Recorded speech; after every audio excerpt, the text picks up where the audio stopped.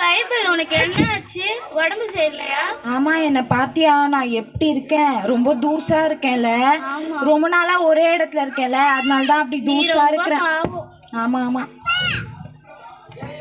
ரேஷ்மா, உனக்கு நோட்டிபிகேஷன் வந்திருக்கு. ரேஷ்மா, உனக்கு நோட்டிபிகேஷன் வந்திருக்கு. நோட்டிபிகேஷன் என்ன ஆச்சுன்னு தெரியலையே. சொல்ல முடியும். ஐயோ, ஃபோன் வந்திருக்குதா? ஹலோ, யாருங்க? உனக்கு அறிவு இல்லையா? ஃபோன் வரல, நோட்டிபிகேஷன் தான். எனக்கு இதே வேலையா போச்சு. எப்ப பார்த்தாலும் நான் நோட்டிபிகேஷன் வந்து சர்ச்சில் இருந்தா யாராவது தட்டி விட பாத்துக்கலாம், விடு. ஓ, ஃப்ரெண்டு குரூப்ல மெசேஜ் வந்துக்குதா? எனக்கு ஈவினிங் பார்ட்டி இருக்கா? ஓகே ஓகே, வந்துடுறேன். மாட்டுது. முதல்ல EMIல ஃபோன் வாங்கணும், புது ஃபோன். ஏதாவது டப்பா ஃபோனு தூக்கி போடணும். என்ன ஃபோன் இருக்குதோ தெரில. இது வேற வெறுப்பேத்தி நேருது. நான் பண்ணதுன்னு தெரியல. போர் அடிக்குது. வேஸ்டா இருக்க உனக்கு இன்ஸ்டாகிராம் கேக்குதா? பேசுது.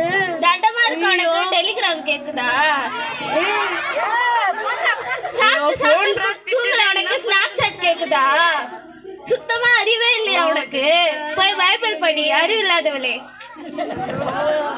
வர வர போனு கூட திட்டுது. நம்ம பேச்சு என்னதான் பண்ணுது? சரி, டிவியாவது போய் பார்ப்போம். எங்க ரிமோட்டு? அதோகுதா. சரி, டிவி ஆன் பண்ணுவோம், என்ன வருதுன்னு பார்ப்போம். சரி, பாட்டு சேனல் வச்சு பார்ப்போம், நல்ல பாட்டு வருதானு.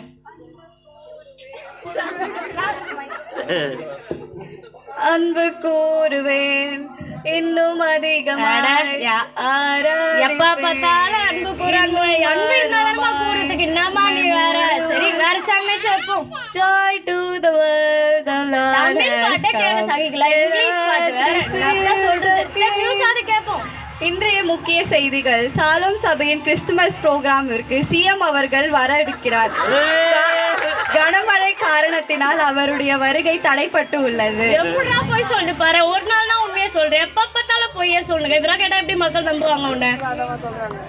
டிவியும் வெறுப்பேத்துது, போனும் போய் சொல்லுது. என்ன வாழ்க்கடை? என்ன கொஞ்சம் பாரு.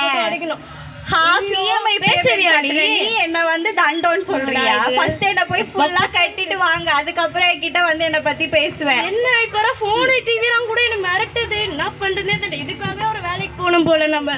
சரி, ஒரு டைம் வேற ஆயிடுச்சு, ஒரு இன்டர்வியூ இருக்குது, போய் பார்ப்போம். ஐயோ, சே, இந்த வேலை கிடைச்சிச்சுன்னா EMIல ஃபோனு டிவிலாம் வாங்கி நல்லா ஜாலியா இருக்கலான்னு பார்த்தேன். வேலையும் கிடைக்கல, என்ன பண்றதுன்னே தெரியல. சரி, வாழ்க்கையே வெறுப்பா இருக்குது. சார், நான் பண்ணதுன்னு எதுவுமே தெரியலையே. இப்ப என்னதான் பண்ண போறணும் லைஃப்ல? டிவி ஃபோன்றா கூட என்ன மதிக்க மாட்டுது. என்ன பண்ணலே தெரியல. ரேஷ்மா, யாருங்க என்ன கூப்பிடுது? ரேஷ்மா, நான் தான். இதோ பைபிளா? சொல்லுங்க பைபிள். நான் யாருன்னு உனக்கு ஞாபகம் இருக்கா? உங்களை தெரியாம எப்படி பைபிள்? நான் என்ன மறந்துட்டல நீ? பைபிள் இப்படா சொல்லலாமா? உங்களை தான் டெய்லி பார்க்கணும்னு என் கண்ணு எதிர்க்கே வச்சுன்னுக்கிறேன். நீ எப்படி இருக்க பத்தியா? இப்ப நான் எப்படி இருக்கேன்? நல்லா தான் இருக்கேன். முன்னாடி எப்படி இருந்த நீ? என்னை டெய்லி எடுத்து வாசிப்ப, என் கூட எவ்வளோ க்ளோஸா இருப்ப. நீயும் நானும் பிரியவே மாட்டோம். எங்க போனாலும் என்னை எடுத்து போவேன். காலையில எழுந்ததும் என் ஃபேஸ்ல தான் வந்து முடிப்பேன். ஆனா இப்போ நீ உலக காரியத்துக்கு மட்டும்தானே இடம் கொடுக்குற, என்னை கண்டுக்கிறதே கிடையாது.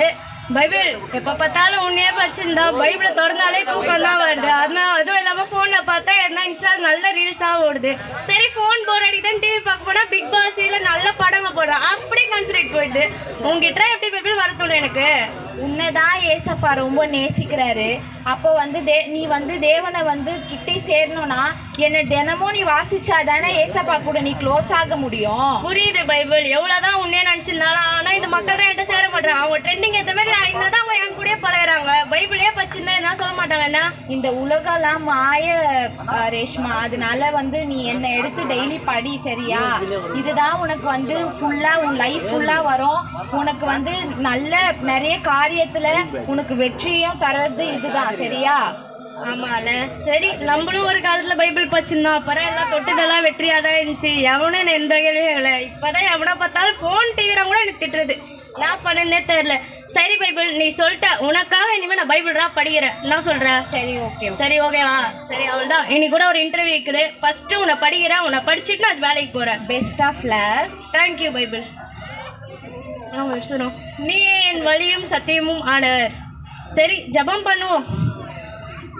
கர்த்தாவே, நீ என் கூடவே இருந்து வழி நடத்துகிறோம் ஆண்டவரே. இந்த வேலையை நல்லபடியாக கிடச்சி ஒரு நல்ல வேலைக்கு போனோம்ப்பா.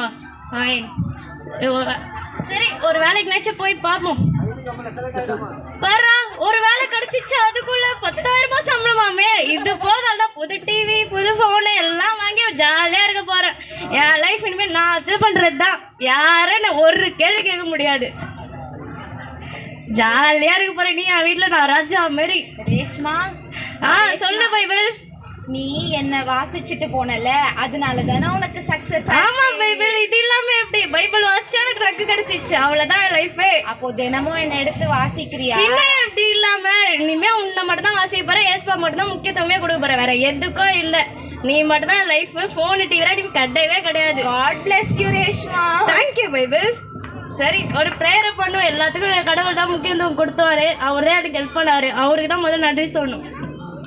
எஸ்ப்பா, இந்த நாள் கொடுத்ததுக்காக ரொம்ப நன்றி எஸ்ப்பா. எனக்கு ஒரு வேலையை கொடுத்து எல்லாத்தையும் நீங்கள் தான் இப்போ கூடவே இருந்து வழி நடத்துனீங்க. இனி லைஃப் ஃபுல்லாக நீங்கள் தான் கூடவே இருந்து வழி நடத்துனேன் எஸ்ப்பா. ஆமீன். அவ்வளோதான், நன்றி.